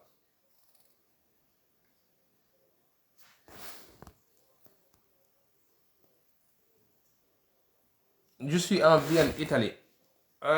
bon xaw ma kan moo bind je suis en Vienne comment faire man woo ma mun nga ma woo mun nga dem aussi ci site parti bi quoi www. am na ku ko def léegi baal ma épinglé ko merci Massa Ndiaye am na affaire bii ni ma épinglé nii normalement boo fa duggee sax dañ lay guider pour boo bëggee am carte de membre quoi man sinon ñi ma mën a contacter en privé nañu ma contacter man je vais essayer d'avoir waa gis nga kii mu ngi ma naan kii xamee naa ko bu baax awa soxna awa maa ngi ci yow. Voilà incha allah c'est que nag voilà gis nga awa mii nii voilà demandé na carte mais c'est assez compliqué quoi surtout nag France fii aussi c'est très compliqué il y a beaucoup de demandes de carte man yu may jot souvent damay boole ak responsable des fois ma boole sax ak responsable bi patriote bi woowaat ma parce que peut-être amul suivi gars yi dañu gën a bàyyi ci xel ci loolu parce que nag loolu moom moo tax ñu nekk fi quoi ñun ñëpp waaw jéemuma kii kenn nag voilà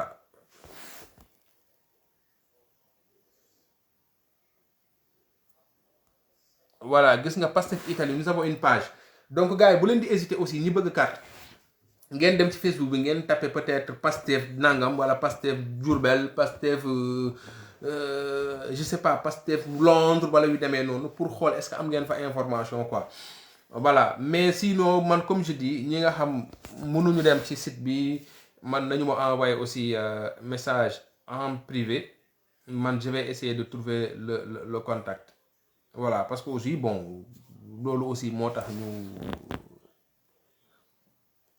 non yow moom Espagne boo fa nekkee war ngaa mën a jot sa carte quoi Espagne moom gis nga sa tata non mais yaa en pagaille man li ma xam ci patriote yu soxla je suis besoin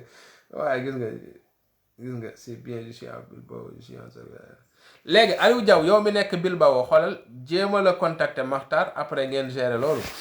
Italie contacter Wuli Diallo voilà pour ñu nekk Italie man xam nga lan la je vais essayer de voir des grands les je vais travailler ak ay patriotes ci benn document boo xam dinañ ko defar partager ko ci réseaux sociaux yi quoi je vais essayer de voir avec aussi les responsables aussi parce que bon voilà quoi mais xam naa ne daal c'est du cri de cœur mais fàttali la quoi y a beaucoup de patriotes yuy wut ay carte gis nga carte yooyu rek Pastef bu ko jaayee rek Pastef bu jaayee normalement ay cartam rek mun na dem élection mu am na lu mu demee élection wala une bonne partie lu mu demee élection am na ko voilà loolu moom c'est sûr waaw Pastef Luxembourg bàyyi leen ma ay message ci sama je vais prendre le temps ci weekend bi ma lire ko et puis ñu xool ay solution ñi nga xam am nañ solution alternative pour dem ci manit bëgg naa USA Détroit waaw am na c'est très possible yi ngeen di wax am na Pastef mi ngi foofu noonu yépp voilà kii moom nee na mi ngi ba Algérie salaam Lamine waaw ba Algérie sax mën nga jot sa carte man je pense que y a même des patriotes un peu partout ça fait l'occasion sax pour ngeen créer foofu noonu cellule bu fekkente ne amul mais jàpp naa ne am na quoi affaire de carte membre yi mais c'est vrai affaire carte membre yi moom problème dëggantaan la à Pastef dama sawar di ci wax nag quoi parce que parti bu ñuy wër moom pour am carte de membre moom baax na ñu koy wax ci live bu ko defee gars yi moom seen xol yi di gën a bon quoi voilà donc gars yi Pastef nañu góorgóorlu ci loolu quoi affaire carte membre man daal man lijjanti woon affaire carte membre yi moom moo ma gënal ay Me El Hadji Diouf ak ay Adji Sarr yi affaire yi nii nañu fexe lijjanti carte membre yi ku nekk jot ko quoi bàyyi leen ma message man je ferai ce que li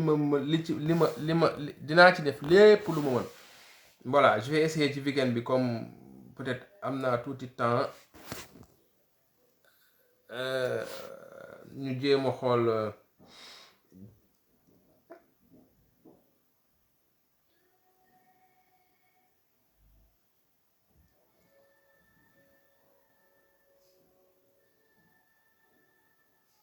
non si man xam naa kenn Nantes am na kuy laaj Nantes am nañ cellule bu mag foofu sax foofu am na ay patriotes yu fa nekk foofu warul compliqué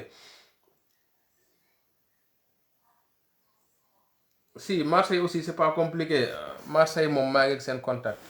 Pastef Toulouse Ndiagaña Pastef Toulouse yaa Mamadou Faye moom moo fa nekk c'est le chef de cellule kooku moom suma doom nday la est-ce que moom nekkul di seetaan live bi sax fi ngeen di wax ni yëpp bizarrement Pastef dafa am doole ay Nantes ay Toulouse patriotes yi ñu ngi fa foofu carte waruma fa mën a jafe quoi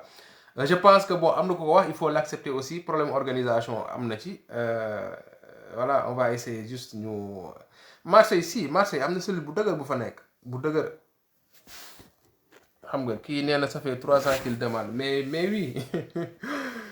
oui man mii di wax ak yow nii damay yéex a jot sama carte est-ce que jotuma ko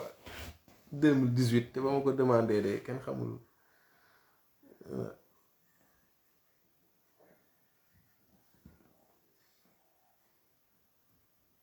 waaw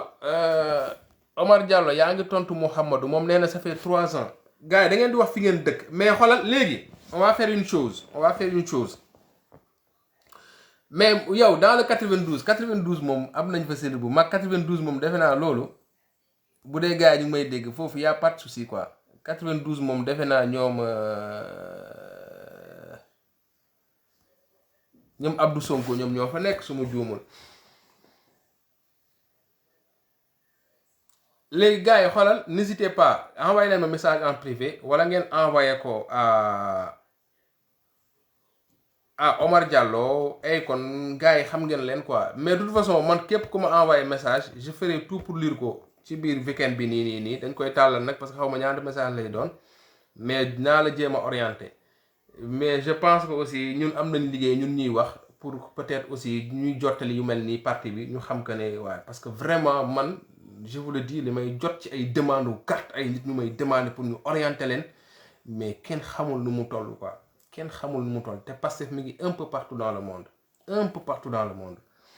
donc bu fekkente ne responsable ñu ñuy dégg aussi nañ ci liggéey nañ ci gën a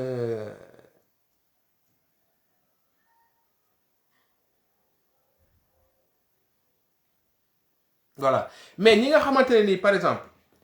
ils peuvent aller dans le site mën ngeen fa def directement ngeen xool ce que ça va donner ñi nga xam mën nañ ko mën ngeen ko bës moom laa def nii lien bi nii quoi www.pastef.org foofu aussi am na ay orientation yu am solo yu fa nekk pour am carte membre quoi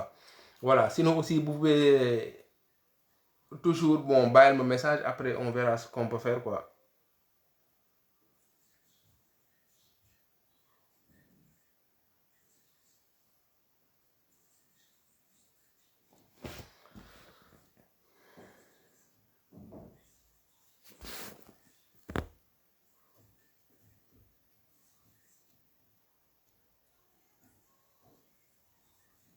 voilà Omar Diallo de lire leen bu baax déglu leen bu baax Omar Diallo nee na waaw ay France moom c'est pas France moom question de cardement bi daal mi ngi noonu quoi dafa bëri li ci nekk donc voilà mais nag man bon am na aussi lu ci nekk loo xam aussi il faut ma expliquer ko parce que am na lu ñu ma ci jotoon a wax mooy gars yi ils essaient un peu de centraliser affaire carte de membre yi quoi parce que dafa xawoon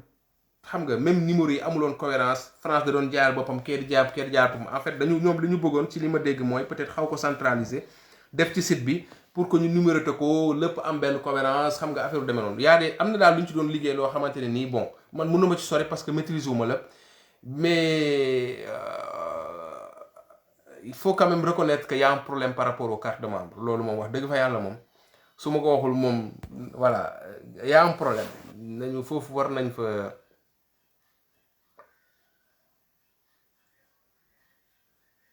waaw war nañ ci liggéey lu bari quoi gars yi donc maa ngi yëmale fii live comme ni ma ko waxee pour les cartes contacte leen ma en privé je vais essayer de répondre à tout le monde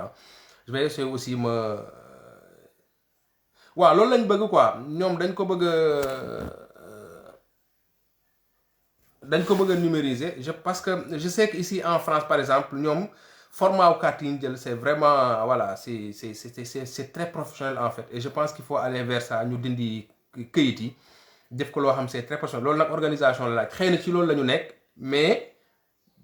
du lu ñu bàyyi ñu ngi liggéey xëy na ñu ngi def lu ñu mën c'est très compliqué demande yi xëy na dafa bari mais aussi teewul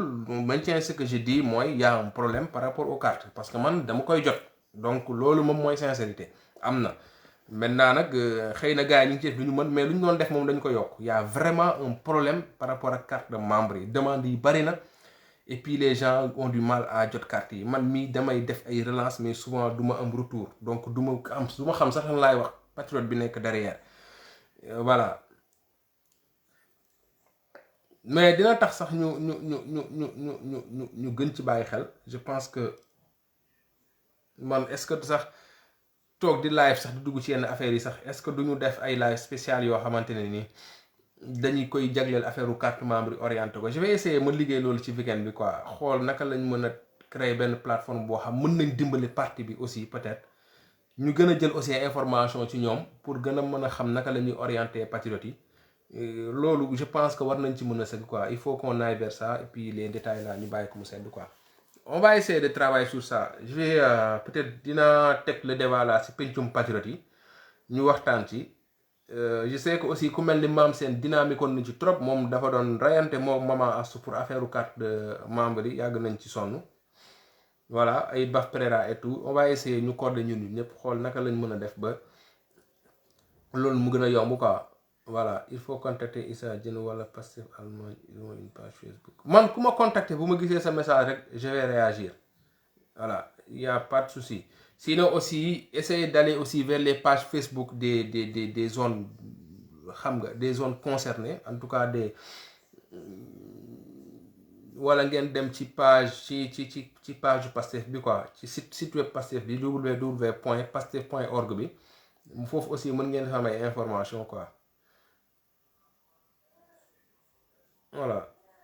oui gars yi bu leen ma remercier man kay nañuy encouragé wante rek ñu nekk ci xeex bi quoi voilà ñun moom xam nga affaire yi moom et puis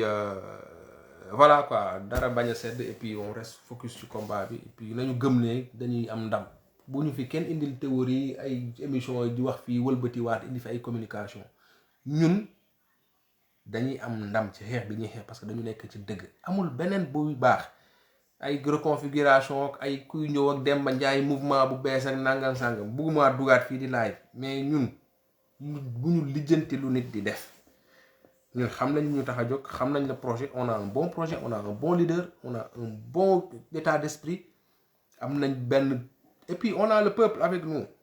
donc fii ku fi xalaat leneen da ngay sax yab yàlla voilà fii amul kenn ku am xam-xam pour ñëw fii di ñu sonal ak ay analyse yu dul jeex yàgg nañ ça fait des années ñu toog fii di analyser di ruubee di def lu leen neex ba dëkk bi toll fii mu toll maintenant le peuple a décidé de prendre ses responsabilités foofu la ñu toll maintenant nag ñu ngi naan 3 ans gudd na guddul naka la ñuy ànd ak peuple bi pour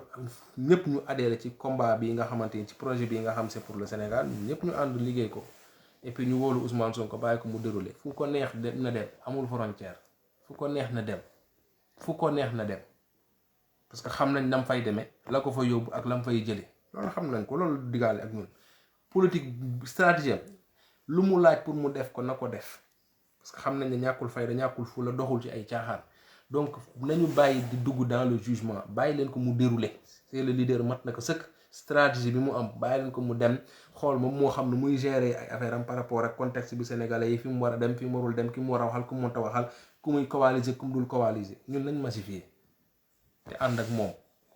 bés bu demee nag ba soppeeku ku ne dina ko gisal boppam ku nekk jël ay responsabilités loolooy wax ji waaw kay gars yi maa ngi leen di ziar di leen bëgg bu baax yaa ngeen def tawfeex